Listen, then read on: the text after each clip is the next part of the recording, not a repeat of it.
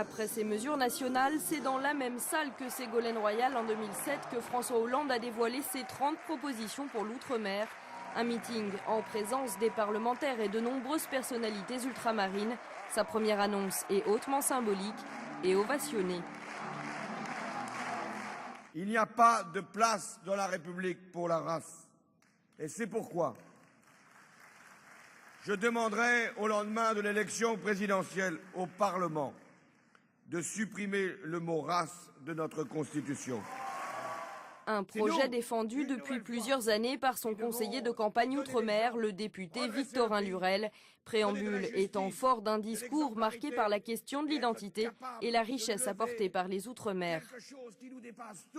Lorsque nous avons entendu Claude Guéant évoquer les inégalités de civilisation, il suffit de pousser un peu le raisonnement pour arriver aux inégalités de race. Or, ça n'existe pas pour les hommes.